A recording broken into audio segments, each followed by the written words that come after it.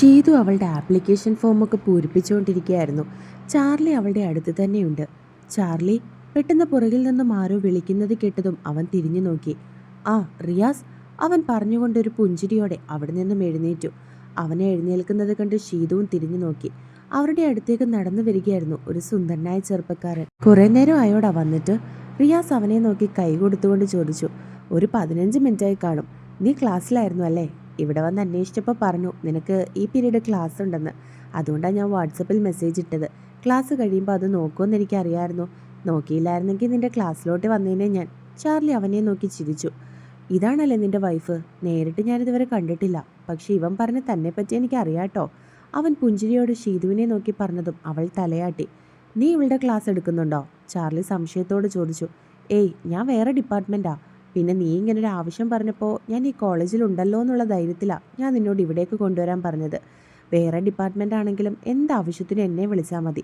ഇവരുടെ ഡിപ്പാർട്ട്മെൻറ്റിൽ അടുത്ത ആഴ്ച പുതിയൊരു സാറ് ജോയിൻ ചെയ്യുന്നുണ്ട്. അവൻ പുഞ്ചിരിയോടെ അവളെ നോക്കി പറഞ്ഞതും അവളും ഒന്ന് ചിരിച്ചു. പിന്നെ ഒരു കുഞ്ഞുണ്ടെന്ന് പറഞ്ഞില്ലേ, എന്താ അവളെ കൊണ്ടുവരാഞ്ഞ്? അത് അവൾ വന്നാൽ ശരിയാവില്ല. അങ്ങനെ വഴക്കും കുസൃതിയൊന്നുമില്ല. എങ്കിലും ഇങ്ങനെ ഫ്രീ ആയിട്ട് നിൽക്കാൻ പറ്റില്ല. വീട്ടിൽ അനിയനുണ്ട്, അവനെ മതി അവൾക്ക്. ചാർലി പറഞ്ഞതും റിയാസ് അതിനൊന്ന് പുഞ്ചിരിച്ചു. ചാർലി അവനോട് സംസാരിക്കുന്ന സമയം കൊണ്ട് തന്നെ അവൾ ഫോമൊക്കെ പൂരിപ്പിച്ചുകൊണ്ട് കൊടുത്തു. നെക്സ്റ്റ് വീക്ക് ക്ലാസ് തുടങ്ങുമ്പോൾ തന്നെ വന്നോളാം പ്രിൻസിപ്പളും പറഞ്ഞു. അവളെ നോക്കിക്കോണേ എന്ന് റിയാസിനോട് പറഞ്ഞിട്ട് ചാർലിയും ഷീതും അവിടെ നിന്നും പോകാൻ തുടങ്ങി. പെട്ടെന്നാണ് ഒരു കൂട്ടം പെൺകുട്ടികളുടെയും ആൺകുട്ടികളുടെയും കൂടെ നടന്നു വരുന്ന കൊലുന്നനെ ഒരു പെൺകുട്ടിയെ അവർ ഇരുവരും കണ്ടത്. അവളെ കണ്ടതും ചാർലിയും ഷീതും പരസ്പരം നോക്കി. അവരെ രണ്ടുപേരെയും അവിടെ കണ്ട അവളും ഒന്ന് നെറ്റി ചുളിച്ചു. എന്താ സോണി?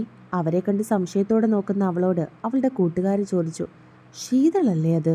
അവൾ ആരോടൊന്നില്ലാതെ മറുപടി പറഞ്ഞു. ആരാടി ശീതള്? അത് കേട്ട് അവളുടെ കൂട്ടുകാരിൽ ഒരാൾ സംശയത്തോടെ അവളോട് ചോദിച്ചു. എൻ്റെ ചേച്ചിയുടെ ശത്രു, എൻ്റെയും. അവൾ അവരോട് മറുപടി പറഞ്ഞു. ഇച്ഛായ. അവളെ കണ്ടതും ശീതൾ അവൻ്റെ കയ്യിൽ പിടിമുറുക്കി. പേടിക്കാതെ വാ. അവളെ സമാധാനിപ്പിച്ചുകൊണ്ട് ചാർലി അവളുടെ കൈയും പിടിച്ച് മുൻപിലേക്ക് നടന്നു. അവളുടെ കയ്യിൽ പിടിച്ച് തൻ്റെ അടുത്തേക്ക് നടന്നു വരുന്ന അവരെ രണ്ടുപേരെയും കൈകൾ മാറിൽ കെട്ടി സോണി നോക്കിക്കൊണ്ടിരുന്നു. എന്നാൽ സോണിയെ ചാർലി നോക്കിയതുപോലുമില്ല.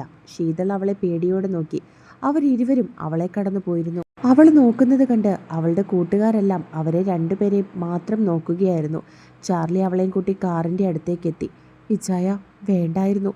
എനിക്ക് നല്ല പേടിയാവുന്നുണ്ട്. അവൾ ഈ കോളേജിലാണ് പഠിക്കുന്നതെന്ന് എനിക്ക് അറിയില്ലായിരുന്നു.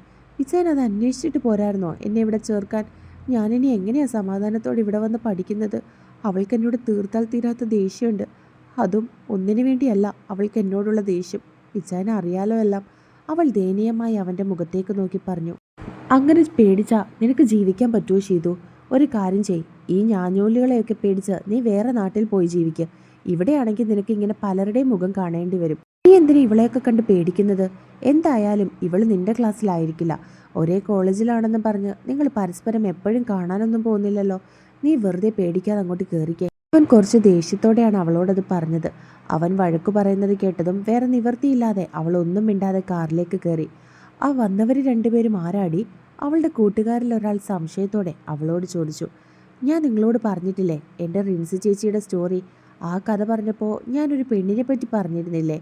ആദം, അതായത് എൻ്റെ ബ്രദർ ഇൻ ലോ കുഞ്ഞുനാൾ മുതൽ ഒരു പെണ്ണിനെ സ്നേഹിച്ചിരുന്ന കാര്യം. അവൾ സംശയത്തോടെ അവരോട് ചോദിച്ചു. അതെ അതെ, ഞാൻ ഓർക്കുന്നുണ്ട് കഥ. ലാസ്റ്റ് പെണ്ണ് പ്രഗ്നൻ്റ് ആയതും വേറൊരു ചെറുക്കൻ്റെ കൂടെ പോയതും അതിലൊരു പെൺകുട്ടി എന്തോ ഓർത്തതുപോലെ അവളോട് ചോദിച്ചതും അവൾ ആണെന്നുള്ള അർത്ഥത്തിൽ തലകുലുക്കി. ആ പെണ്ണാ പോയത്, ശീതൾ. അവൾ പുച്ഛത്തോടെ അവരോട് മറുപടി പറഞ്ഞു. അപ്പോൾ ആ പെണ്ണിൻ്റെ ഒപ്പം നടന്നു പോയത് അന്ന് ആ പെണ്ണിൽ ഇറങ്ങിപ്പോയ അയാളാണോ? അവർ സംശയത്തോടെ ചോദിച്ചു. അതെ, ചാർലി, എൻ്റെ ചാർലി ചായൻ. അവൾ അവരെ നോക്കി മറുപടി പറഞ്ഞതും അവരെല്ലാവരും പരസ്പരം നോക്കി. ശരിക്കും പറഞ്ഞാൽ അവൾ പറയുന്നത് എന്താണെന്ന് അവർക്കാർക്കും മനസ്സിലാകുന്നുണ്ടായിരുന്നില്ല. നീ എന്തൊക്കെയാണ് പറയുന്നത്? അയാളെങ്ങനെയാ നിൻ്റെ ചാർലി ചായനാകുന്നത്? അതിലൊരു ആൺകുട്ടി വീണ്ടും അവളോട് ചോദിച്ചു. എൻ്റെ ചേച്ചിയുടെ ഭർത്താവും ഇവളും തമ്മിൽ പ്രേമത്തിലായിരുന്നു.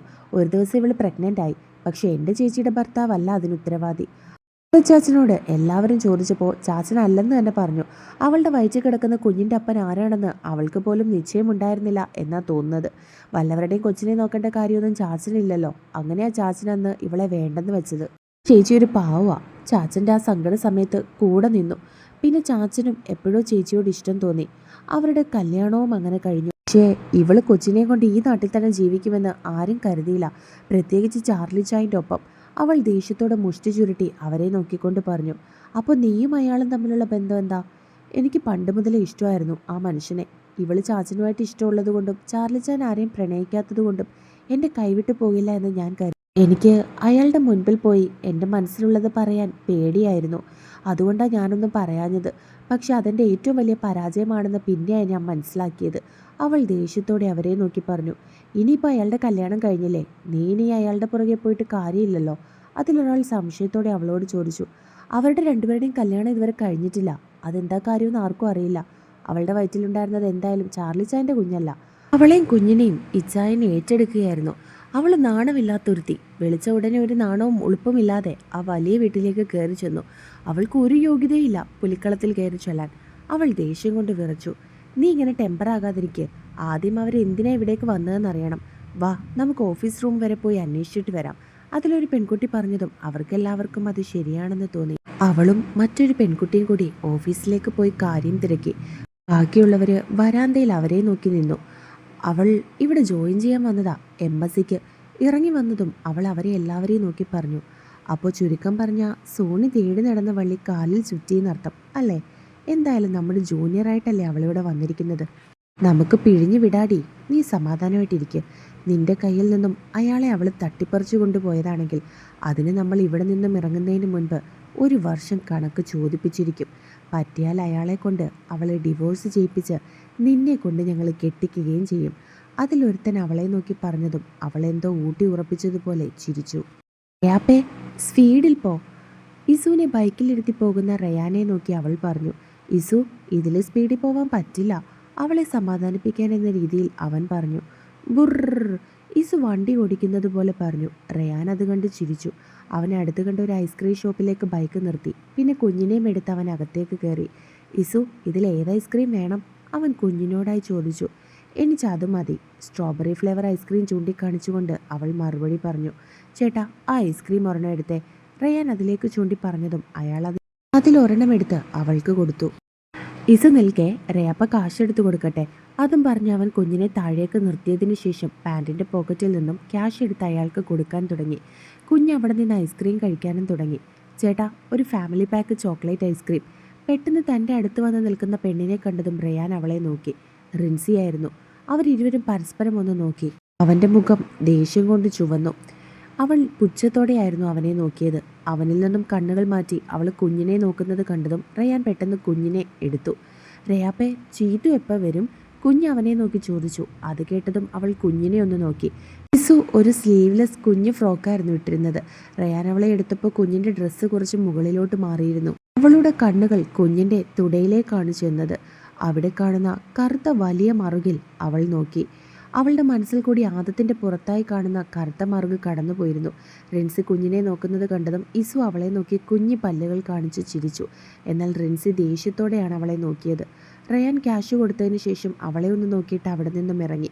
അവൻ ഇറങ്ങി കുഞ്ഞിനെ ബൈക്കിലേക്ക് ഇരുത്തി ബൈക്കിലേക്ക് കയറാൻ തുടങ്ങിയതും ഒരു കാർ അവിടേക്ക് കൊണ്ടുവന്ന് സ്ലോ ചെയ്ത് നിർത്തിയിരുന്നു. എന്നാൽ റയാൻ അതൊന്നും ശ്രദ്ധിക്കാതെ ഇസുവിനോട് എന്തോ പറഞ്ഞ് ചിരിച്ചതിന് ശേഷം ബൈക്ക് സ്റ്റാർട്ട് ചെയ്തതും കാറിൻ്റെ ഡ്രൈവർ സീറ്റിൽ നിന്നും അവൻ പുറത്തേക്ക് ഇറങ്ങി.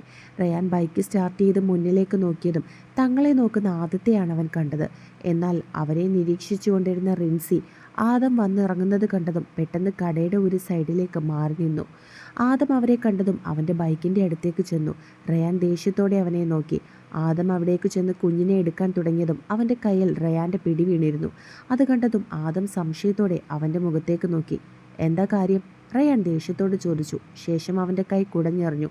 ഇവൾ എൻ്റെയാ. ആദം റയാൻ്റെ മുഖത്തേക്ക് നോക്കി ദേഷ്യത്തോടെ മറുപടി പറഞ്ഞു. ഇവിടെ ആരും അതിന് ചോദിച്ചില്ലല്ലോ, റയാൻ പുച്ഛത്തോടെ ചോദിച്ചു. പിന്നെ നീ എന്തിനാ ഞാൻ എൻ്റെ കുഞ്ഞിനെ തൊടാൻ പോയപ്പോൾ കൈതട്ടി മാറ്റിയത്? അതിന് എന്തവകാശമാണ് നിനക്കുള്ളത്? ആദം തിരികെ ചോദിച്ചു. നിന്റെ കുഞ്ഞോ? റയാൻ ചോദിച്ചുകൊണ്ട് ചിരിച്ചു. എടോ, നിന്റെ കുഞ്ഞാണെങ്കിൽ നിന്റെ പെണ്ണിനെയും കുഞ്ഞിനെയും നീ സംരക്ഷിക്കണമായിരുന്നു. എവിടെ നിന്റെ പെണ്ണ്? നിന്റെ കുഞ്ഞെവിടെ? നിന്റെ കൂടെ ഉണ്ടോ? ഇല്ലല്ലോ.